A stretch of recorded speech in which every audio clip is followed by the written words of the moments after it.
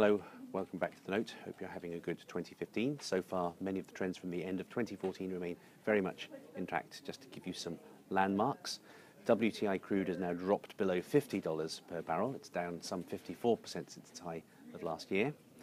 The euro is at a 9-year low against the US dollar. It's dropped below $1.20, continuing its slide from the end of last year. And the 10-year yield on the 10-year Treasury has dropped to 2.025%, apart from a few mad hours during the flash crash in October. That is as low as it's been since the Fed started talking about tapering back in early 2013.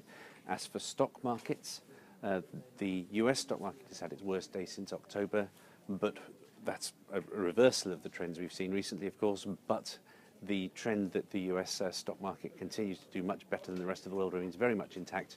Other bourses around the world, particularly in Europe, have done far worse than that. Indeed, if you take a look at the FTSE All-World Index, which includes emerging and developed markets, you'll see that it's now exactly where it was on New Year's Eve 2013. We've gone nowhere for a year now. Now, what is driving all of this? Well, I think it's if any news was driving this, it's probably the concerns over a renewed risk of that Greece will exit the Eurozone after its elections at the end of this month. However, it's playing out very differently in the market from how it's done in the past. If we take a look at this chart, we're showing you here the spread in the yield payable on Spanish bonds and German bonds, a very good measure of what people think the risk is that Spain would default or leave the Eurozone, the pivotal country in all of this. And you can see that even with this renewed concern over Greece, there's almost no belief that that is going to translate into a similar crisis in Spain. However, you do see the euro weaker than it ever was during the sovereign debt crisis.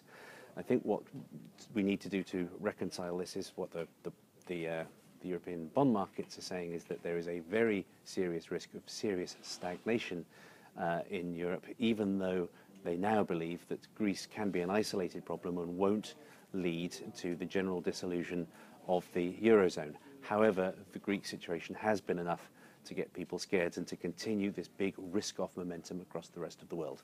Now, we have an unusual week for data, not all the things that you would normally get in the first week of the month, but we do still have to look forward to a meeting from the Bank of England, the minutes from the Federal Reserve, and on Friday, non-farm payrolls from the US. For the time being, the trend remains clear. People are very worried, as they have been for some months now, and the US continues to fare very much better than the rest of the world.